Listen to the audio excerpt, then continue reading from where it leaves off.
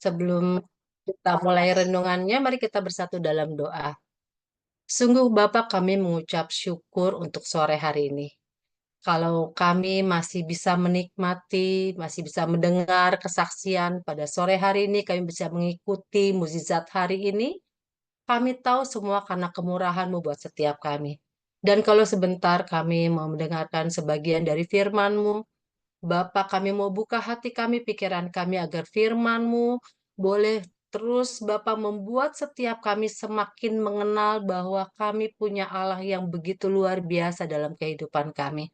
Untuk itu kami percaya firman-Mu akan memberikan kami kekuatan dan membuat kami semakin mengasihi Engkau. Terima kasih Bapak, berbicaralah buat setiap kami, biar firman yang kami dengar terus Bapak berbicara di dalam setiap hati kami pribadi lepas pribadi, sehingga kami boleh melihat kuasa-Mu dinyatakan. Terima kasih Bapak, di dalam nama Tuhan Yesus, kami berdoa dan mengucap syukur.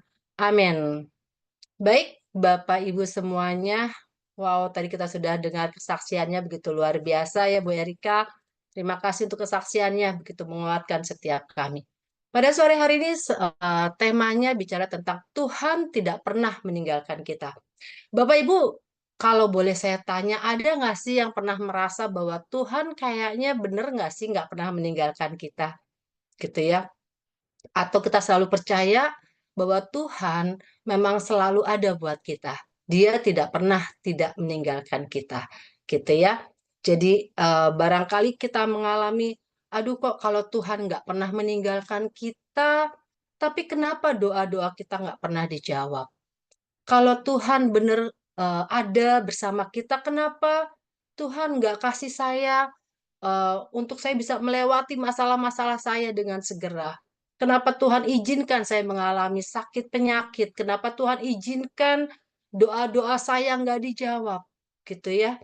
Ada banyak pertanyaan kita gitu mungkin pada saat kita merasakan kenapa sih Tuhan kalau emang Tuhan ada buat kita, kenapa Tuhan tidak berikan yang terbaik buat kita? Rasanya kita seperti itu. Nah, saya mau coba nggak bisa? Oke. Dikatakan bahwa di dalam perjalanan hidup kita selalu ada saat di mana semuanya nggak berjalan sesuai dengan yang kita mau. Kita semua berharap kenyamanan selalu menyertai kita. Namun, kenyamanan seringkali justru melemahkan kita dan bisa juga membawa kehancuran. Sebaliknya, ketidaknyamanan banyak nggak disukai oleh setiap orang, ya, termasuk kita. Kita nggak suka ya sama yang namanya ketidaknyamanan. Namun, ketidaknyamanan justru seringkali menghasilkan kekuatan jika disikapi dengan benar.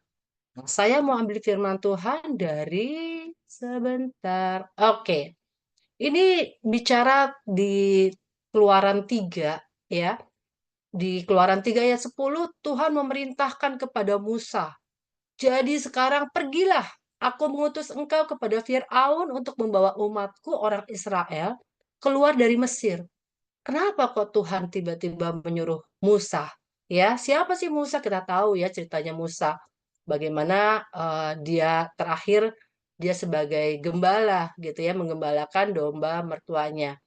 Nah, di saat itu Musa Tuhan apa namanya menghampiri Musa dan menyatakan gitu ya. Apa yang dia katakan? Dia bilang bahwa aku telah memperhatikan dengan sungguh kesengsaraan umatku di tanah Mesir dan aku telah mendengarkan seruan mereka yang disebabkan oleh pengarah-pengarah mereka. Ya, aku mengetahui penderitaan mereka. Di Keluaran 3 ayat yang ke-8 juga dikatakan bahwa sebab itu aku telah turun untuk melepaskan mereka dari tangan orang Mesir dan menuntun mereka keluar dari negeri itu ke suatu negeri yang baik dan luas. Suatu negeri yang berlimpah-limpah susu dan madunya, ke tempat orang Kanaan, orang Het, orang Amori, orang Feris, orang Hewi, dan orang Yebus. Jadi, kenapa Tuhan menyuruh Musa untuk membawa bangsa Israel keluar dari Mesir? Karena Tuhan mendengar, ya, memperhatikan kesengsaraan umatnya.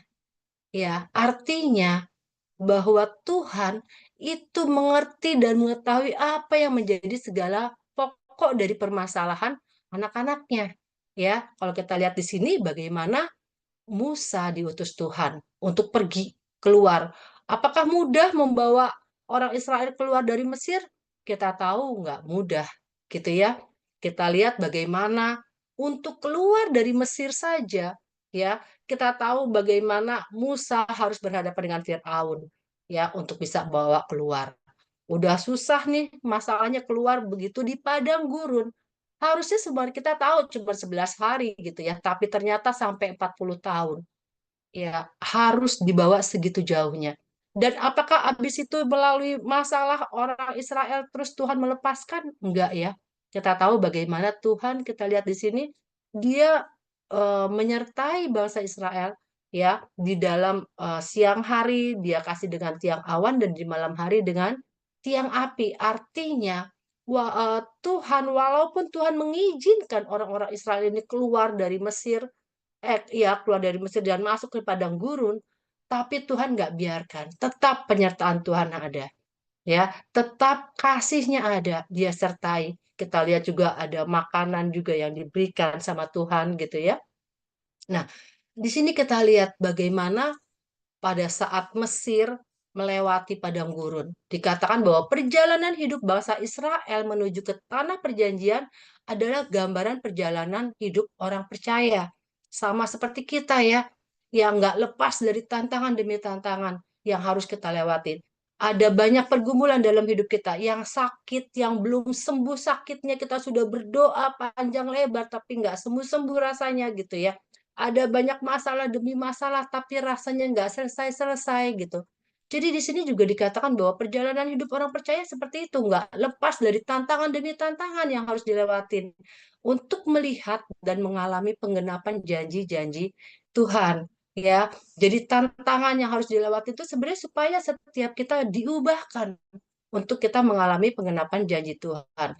Dikatakan di sini bahwa salah satu tantangan besar yang dihadapi bangsa Israel adalah ketika mereka dikejar pasukan Firaun dan di hadapan mereka ada laut Teberau. Ya, secara mata jasmani mereka menghadapi jalan buntu dan mengalami ketakutan hebat. Tetapi ketika Musa mengulurkan tangannya ke atas laut, terjadilah mujizat air laut terbelah. Ya, kita lihat dikatakan secara mata jasmani mereka menghadapi jalan buntu. Seringkali dalam hidup kita, kita ngerasanya seperti itu, nggak ada jalan keluar Tuhan, gitu ya. Besok harus begini, besok harus begitu. Tapi kok ada aja gitu masalah yang kita hadapin. Kok kita udah doa panjang lebar. Tapi Tuhan kayaknya nggak sembuh-sembuh. Dokter bilang nggak mungkin sembuh kok gitu ya. Sepertinya secara mata jasmani mereka mengalami jalan buntu. Tapi kita lihat di sini bagaimana saat Musa ya dengan pertolongan Tuhan, bangsa Israel dengan pertolongan Tuhan, mereka mengalami mukjizat. Mereka merasa ketakutan karena di depan mereka ada laut, di belakang mereka pasukan Firaun yang mengejar. Jadi mereka ketakutan gitu ya. Mereka ngerasa wah inilah udah matilah kami. Tapi kita lihat Tuhan selalu menolong tepat pada waktunya. Ya, kita lihat bagaimana laut terbelah dan umat Israel dapat berjalan di tengah-tengah laut yang kering gitu ya. Kemudian di sini kita lihat nggak cuman berjalan di laut yang sudah terbelah, bahkan mereka melihat begitu mereka selesai gitu ya, musuh pun Tuhan hancurkan, luluh lantakkan oleh Tuhan. Dikatakan bagaimana kereta Firaun dan pasukannya dibuangnya ke dalam laut. Para perwiranya yang pilihan dibenamkan ke dalam laut Teberau. Jadi Tuhan menolong itu nggak cuma sedikit-sedikit sekaligus semuanya gitu ya. Sampai akhirnya mereka bisa bersorak-sorai. Mereka bisa melihat pertolongan Tuhan dengan luar biasa. Kemudian kita lihat apakah tantangan besar itu telah terlewati dengan kemenangan besar sehingga umat Israel pun bersuka cita. Berakhirkah tantangan yang harus dihadapi bangsa Israel? Ternyata enggak ya. Kita tahu bagaimana setelah itu bangsa Israel masih melewati tantangan demi tantangan. Harus menghadapi musuh-musuhnya, bangsa-bangsa yang seperti raksasa gitu ya. Nah, dikatakan bahwa Tuhan nggak pernah berjanji bahwa langit itu selalu biru katanya. Terkadang ada badai, ya angin, ada hujan, tapi dia berjanji bahwa di tengah badai sekalipun ia ada buat kita. Tangannya selalu menuntun kita, menopang kita dan menolong sehingga kita mampu melewati badai itu. Ya, hidup penuh misteri, sesuatu bisa saja terjadi tanpa kita duga. Ya, oke. Sekarang gimana caranya kita? Benar nggak sih Tuhan itu nggak meninggalkan kita? Benar nggak sih bahwa Tuhan tidak pernah meninggalkan kita? Mungkin kita bisa cek sama hati kita. Sebenarnya kita yang meninggalkan Tuhan atau Tuhan yang meninggalkan kita, gitu ya. Di sini dikatakan bahwa untuk kita melihat, mengenali tanda-tanda kehadiran Tuhan dalam hidup kita, pertama kita lihat dulu, apakah di tengah pergumulan kita kita punya rasa damai? Apakah kita bisa bersyukur, gitu ya? Apakah ada sukacita? Jujur, kalau kita dalam keadaan sakit, gitu ya, sulit buat kita buat apa namanya bersukacita, ya. Rasa sakit, gitu ya, rasanya nggak bisa tenang gitu. Tadi kita dengarkan bagaimana Bu Erika menghadapi sakitnya gitu ya, nggak tenang, tak tenang tapi mungkin tidak bisa tidur, tapi Bu Erika terus berdoa, ya, terus minta damai sejahtera dan saya percaya ya Tuhan pulihkan karena ada damai sejahtera, ada ucapan syukur dari Bu Erika gitu ya, dan ada banyak juga orang-orang yang berdoa buat Bu Erika. Jadi kita mesti mengenali sebenarnya kita masih ada nggak di dalam hubungan kita dengan Tuhan? Ada nggak damai itu pada saat kita mengalami masalah, pada saat kita mengalami sakit? Itu yang satu. Yang kedua, bagaimana kesaksian pribadi Tuhan nggak pernah meninggalkan? Bisa nggak kita mengingat kebaikan apa yang sudah kita terima dari Tuhan? Ya, seringkali tanpa sadar kita mengeluh. Duh Tuhan, kok begini banget sih ya? Udah doa terus, nggak sembuh. Udah doa terus, nggak selesai masalahku. Udah doa terus, duit nggak datang-datang. Udah doa terus, masalah nggak selesai-selesai. Ya, yuk kita mulai mengingat kebaikan apa yang udah Tuhan terima dari kita, apa yang kita udah terima dari Tuhan gitu ya. Kemudian berserah dan percaya sepenuhnya sama Tuhan. Ya, kita ingat janji-janji Tuhan. Kita tahu bagaimana janji-janji Tuhan ada buat kita. Ya, kita tahu bagaimana Tuhan mengatakan bahwa Dia begitu mengasihi kita. Ya, berseru sama Tuhan, berserah, percaya bahwa penolong kita hanya Tuhan satu-satunya dan percaya bahwa kasihnya ada bersama dengan kita. Ya, kemudian kita tahu juga ada janji-janji Tuhan yang nggak terbantahkan. Maksudnya apa? Ya, kita tahu bahwa janji Tuhan itu ya dan amin. Ya, firman Tuhan mengatakan bahwa Tuhan selalu menyertai umatnya. Di Kejadian 39 ayat 2 dikatakan Tuhan menyertai Yusuf di Mesir. Apakah Yusuf mudah pada saat dia melakukan segala sesuatu? Kita tahu di dalam firman Tuhan bagaimana Yusuf ya selalu mengalami masalah demi masalah sampai dia mengalami kemenangan. Tapi kita lihat di dalam pergumulan Yusuf, Tuhan selalu ada buat kita. Ya, kemudian juga janji kehadirannya di setiap situasi. Dikatakan di Daniel 6 ayat 16 dikatakan Tuhan bersama Daniel di gua singa. Artinya Tuhan selalu menyertai kita anak-anaknya. Ya, baik Yusuf, Daniel maupun kita lihat di mana kasih setia Tuhan itu abadi di 1 Tesalonika ayat 1 apa dikatakan bahwa Tuhan menyertai Petrus gitu ya dalam menjalankan misi-misinya. Oke. Nah, di sini kita yuk belajar untuk menerima kekuatannya di dalam kelemahan kita. Ya, kadang kita merasa lemah. Ya, kita nggak selalu bisa kuat. Pada saat masalah datang mendadak, kita nggak pernah tahu kapan kita sakit. Kayak tadi Bu Erika tiba-tiba sakit gitu ya. Tapi ya kita tahu bahwa kita punya Tuhan yang besar. Ya, kita punya Tuhan yang luar biasa gitu. Sebentar. Oke, di mana kasih setia Tuhan itu selalu abadi, ya. Sorry. Oke, jadi di sini dikatakan bagaimana Tuhan memberikan kita kekuatan saat kita lemah, ya. Janji-janjinya itu selalu ada buat kita. Penghiburan dalam kesusahan. Kita tahu bagaimana penghiburannya di dalam kesusahan kita. Caranya gimana? Pada saat kita ngalamin masalah, pada saat kita mungkin sedang dalam kondisi yang rasanya lagi lemah, yuk gitu. Kita naikkan puji-pujian. Ya, kita mengucap syukur, kita naikkan pujian, maka kita akan mengalami penghiburan. Ya, karena hampir kebanyakan dari lagu-lagu yang ada itu diambil dari firman Tuhan gitu ya. Jadi itu menjadi kekuatan buat kita. Kemudian yang ketiga juga pertolongannya yang datang tepat pada waktunya. Kita tahu bahwa pertolongan Tuhan nggak pernah datang terlambat, gitu ya. Kalau misalnya saat ini kita masih belum mengalami jalan keluar, belum mengalami kesembuhan, artinya masih ada yang Tuhan mau kita lakukan ya supaya pertolongan itu bisa kita lihat tepat pada waktunya. Kemudian kasihnya setiap waktu kita tahu bahwa kasih Tuhan itu selalu ada buat kita. Apakah di dalam kita lemah kasih Tuhan gak ada? Enggak. Kasih Tuhan tetap ada di saat kita lemah. Ya, juga janjinya kita tahu ya dan amin. Jadi dikatakan bahwa Tuhan itu ada di dalam setiap langkah kehidupan kita. Tuhan menuntun jalan kita. Tuhan selalu ada di setiap momen kehidupan, baik susah maupun senang, gitu ya.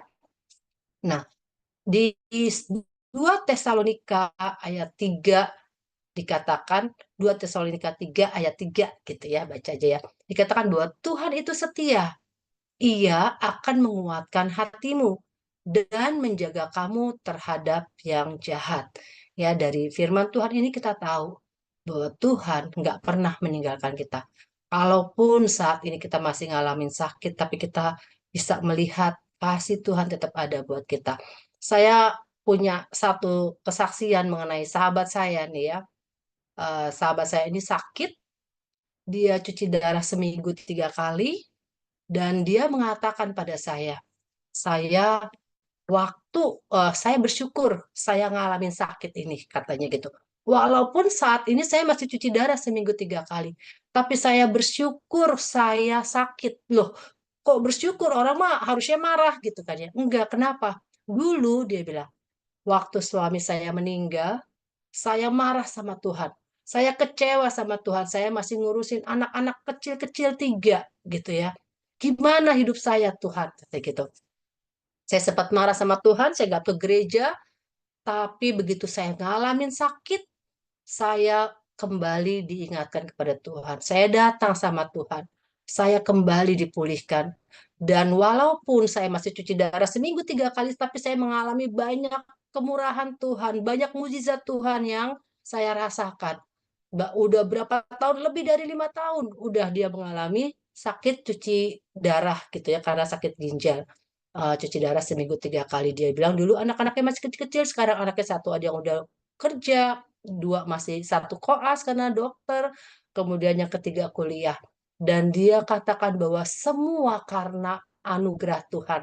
Dia bilang saya bersyukur di tengah-tengah sakit saya karena saya jadi mengenal Tuhan dengan baik. Jadi ternyata pengenalan akan Tuhan itu jauh lebih berarti. Ya, masalah sembuh kita tahu itu bonus dari Tuhan. Tapi yang terutama kita mengalami pergumulan, kita mengalami masalah karena Tuhan mau hati kita dipulihkan. Hati-hati yang keras ini akan dilembutkan gitu ya supaya setiap kita terus berpengharapan kepada Tuhan dan percaya bahwa Tuhan mengasihi kita gitu ya. Jadi dikatakan di Ibrani 13 ayat 11 dibilang, aku sekali-kali tidak akan meninggalkan engkau. Wow. Jadi kalau tadi dikatakan, benar nggak sih Tuhan nggak pernah meninggalkan kita? Benar. Karena di Ibrani 13 ayat 11 dikatakan, aku sekali-kali tidak akan meninggalkan engkau. Jadi kalau kita nggak ada rasa damai sejahtera, nggak ada sukacita, ayo kita koreksi lagi hati kita yang menjauh, bukan Tuhan yang menjauh. Jadi yuk sama-sama kita terus dekat sama Tuhan. Ya, kalau ada masalah demi masalah datang sama kita, itu artinya Tuhan mau supaya kita melekat kepadanya. Tuhan mau kita nempel seperti batang pohon gitu ya, supaya setiap kita memperoleh keselamatan karena itu yang paling penting. Masalah sembuh, masalah kemudian pergumulan-pergumulan dilewati, teratasi itu bonus dari Tuhan. Tapi yang terpenting, kita terus punya hati yang percaya bahwa kemenangan itu ada buat kita karena Tuhan bersama dengan kita. Gitu ya. Jadi Ibrani 13 ayat 11 ini mengatakan bahwa Tuhan nggak pernah meninggalkan kita. Dia selalu ada buat kita. Jadi katakan di sini pelangi setelah hujan melambangkan harapan dan janji Tuhan. Jadi kalau kita lihat pelangi, kita bisa katakan gitu ya, bahwa Tuhan nggak pernah meninggalkan kita. Oke, amin. Terima kasih. Mari kita bersatu dalam doa. Bapa, kami mengucap syukur untuk firman-Mu. Kami percaya Bapak, firman-Mu boleh terus tertanam di dalam hati kami, biar hati kami menjadi tanah yang gembur, sehingga firman yang boleh kami dengar terus membangun kami, membangun iman percaya kami, bahwa kami punya Allah yang begitu luar biasa dalam kehidupan kami. Kami mau terus perkatakan apapun keadaan kami, sakit apapun kami Bapak, kami tetap percaya bahwa Engkaulah yang menjadi kekuatan kami. Engkau juru selamat kami. Terima kasih untuk kemurahan-Mu, untuk anugerah-Mu telah memilih kami menjadi anak-anak-Mu. Kami percaya keselamatan itu sudah menjadi milik kami. Dan kami percaya bonus-bonusnya Kau akan berikan buat kami. Kesembuhan, masalah-masalah yang terlewati, semuanya Bapak kami percaya Kau akan berikan yang terbaik buat kami. Ajar setiap kami Bapak untuk kami boleh terus mengucap syukur di dalam segala keadaan kami. Karena kami tahu kami punya Allah yang luar biasa, Allah yang tidak pernah meninggalkan kami sekalipun. Terima kasih untuk sore hari ini, untuk waktu yang Kau berikan buat kami. Kami mengucap syukur Bapa di dalam nama Tuhan Yesus kami berdoa. Amin.